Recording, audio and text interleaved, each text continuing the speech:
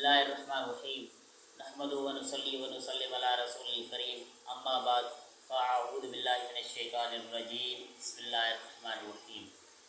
हज़रात जी वकार इन वीडियो में मां अवां जे साम्हूं इहो बयानु कंदुसि कि जेका सवा मामूली का मामूली नेकी हुजे उनखे भी मामूली नेकी न समझे। रिवायत है हज़रत अबू हुरैरा रज़ियल्लाहु ताला अन्हु खां वो फरमाइन था कि हुज़ूर मुस्तफ़ा करीम सल्लल्लाहु अलैहि वसल्लम फरमायो कि एक औरत जेका बदकार औरत हुई, ज़ानिया औरत हुई, हुज़ूर मुस्तफ़ा करीम सल्लल्लाहु अलैहि वसल्लम फरमाइन था कि वह औरत जॾहिं एक मरतबा गुज़रनि पिया तो एक कुत्तो जेका सो खूह ते हुयो ऐं खूह खां ॿाहिरों उहो कुत्तो उन उञ जी वजह सां जेका सो मरण जे क़रीब हुयो। जॾहिं उहा औरत उन कुत्ते खे ॾिठो त औरत वटि का रस्सी वग़ैरह बि न हुई जंहिंजे ज़रिए उन खां खूह खां पाणी कढियो वञे, न कोई डोल वग़ैरह हुयो, को बाल्टी वग़ैरह। त उन औरत पंहिंजे पेरनि जो मोज़ो कढी करे उन पंहिंजे पोतीअ सां उनखे ॿधी करे मोज़े खे उन खूह मां पाणी कढी करे उन कुत्ते खे पीआरियो। कुत्ते जे मुंहं में उन पाणी विधुसि त उन कुत्ते जी अखि खुली वई ऐं उहा कुत्तो जेका सो पाणी पी करे हलियो वियो तो कुत्ते जी जान बची वई। त हुज़ूर मुस्तफ़ा करीम सल्लल्लाहु अलैहि वसल्लम फरमाइनि था कि उहो कुत्तो मरण जे नज़दीक हुयो कि मरण जे बिल्कुलु वेझो हुयो कि उहो प्यास ऐं उञ जे वजह सां उहो कुत्ते जी जान बि निकिरी सघे पियो, पर उन औरत का उन में ज़ाहिरी तौरु कोई भी सबब वग़ैरह का बाल्टी या डोल वग़ैरह कोन हुयुसि जंहिंजे ज़रिए पाणी कढे, लेकिन उन जे बावजूदि पंहिंजे पेरनि जो मोज़ो कढी करे उनखे पंहिंजे पोतीअ सां ॿधी करे पाणी कढी करे कुत्ते जी जान बचाएसो। हिकु जानदार आहे, पर भले जानवर जे उन जी जान बचाइण जे वजह सां अल्लाह सुब्हानहु व तआला जेके उहा नेकी बहुत ज़्यादा पसंदि आई ऐं रब सुब्हानहु व तआला उन जी बख़्शिश करे छॾी।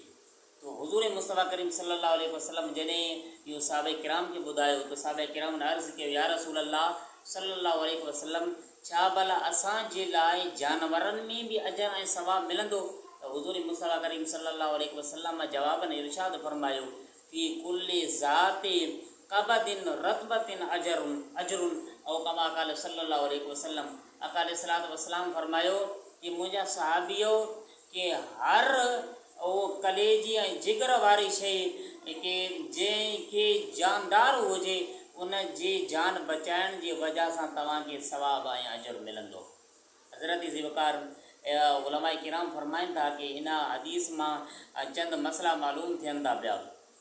नंबर 1 कि गुनाह कबीरा बग़ैर तौबा जे भी माफ़ थी सघनि था, कि उन औरत उहा जेका ज़ानिया औरत हुई गुनाह कबीरा कंदी हुई, लेकिन उन जे बावजूद कि उन कोई तौबा वग़ैरह न कयो, सिर्फ़ु हिकु जानदार, भले वो बेज़ुबान जानदार हुई, उन जी जान बचाइण जी वजह सां अल्लाह सुब्हानहु व तआला उन जी बख़्शिश करे छॾी।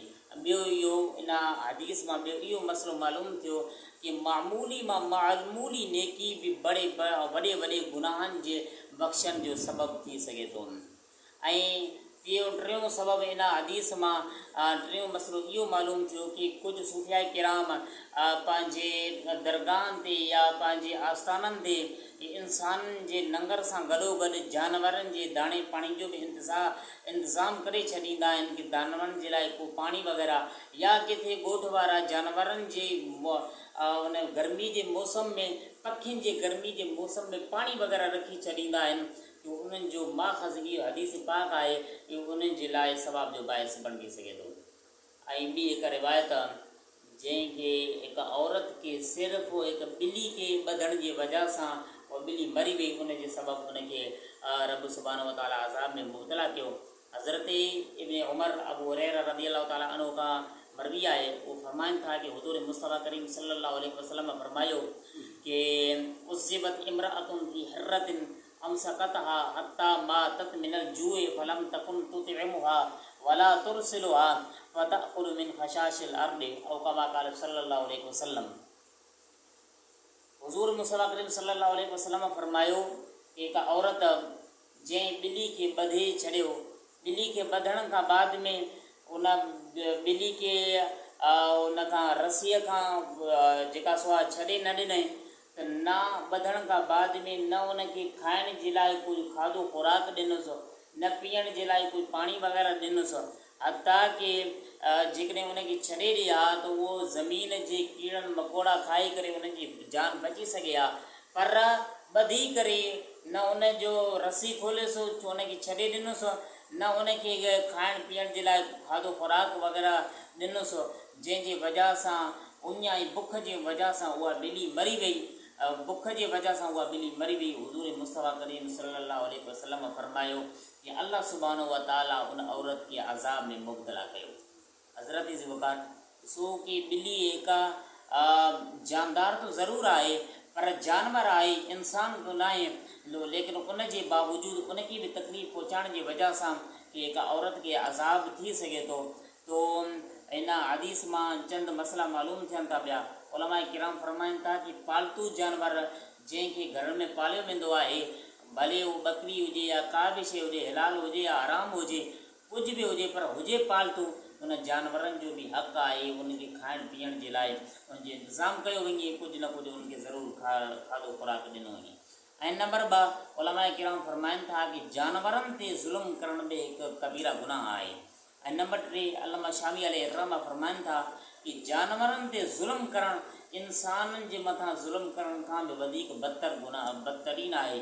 छो त इंसान खे ज़ुबान आहे, उहो इंसान पंहिंजी ज़ुबान सां पंहिंजा ॾुख तकलीफ़ूं मुसीबतूं कंहिं ॿिए वटि जेका सो बयानु करे सघे थो, अहिड़े माण्हू वटि या अहिड़े ताक़त वारे शख़्स वटि जेको उनजी ॾुख तकलीफ़ूं मुसीबतूं दूरि करे सघे। पर जानवरनि खे त कोई ज़ुबान न आहे, उहो कंहिं वटि रब खे सिवा अल्लाह सुब्हानो व तआला खां अलावा पंहिंजा ॾुख मुसीबत दर्द कंहिं वटि बि पेश नथा करे सघनि। अल्लामा शामी फरमाइनि था कि जानवरनि ते ज़ुल्म करणु इंसाननि जे मथां ज़ुल्म करण खां बि वधीक बदतरीन आहे। हज़रत ज़िवकार कि इन ॿिनी रिवायतुनि मां इहो मालूम थियो कि जानवर ते बि जेका सो आहे अज़ाब ॾियणु ऐं उनखे तकलीफ़ पहुचाइण बि रब सुब्हानो व तआला जी गिरफ़्त जो सबबु बणिजी सघे थो। इन जे करे कि जेका मामूली मामूली नेकी, जीअं पहिरीं रिवायत में आहे कि हुई ज़ानिया औरत, माज़ला बदकार औरत हुई, लेकिन बावजूदि कि हिकु कुते जी जान जे बचाइण जे वजह सां सिर्फ़ु उनजे मुंहं में पाणी विधोसि, तो मामूली खां मामूली नेकी हिकु वॾे उनजे कबीरा गुनाह जे बख़्शण जो सबबु बणियो। अल्लाह सुब्हानो व तआला उनजी इन सिर्फ़ु इन नेकी जी वजह सां हुज़ूर जी रिवायत जे मुताबिक़ रब उनजी बख़्शिश करे छॾियो। ऐं ॿी रिवायत में कि उन में ॿिली खे सिर्फ़ु ॿधण जी वजह सां, खाधो खुराक न ॾियण जी वजह सां उहा मरी वई। त जेका सो आहे उनजी हिकु मामूली गुनाह खे बि मामूली गुनाह न जेका सो आहे सम्झियो वञे।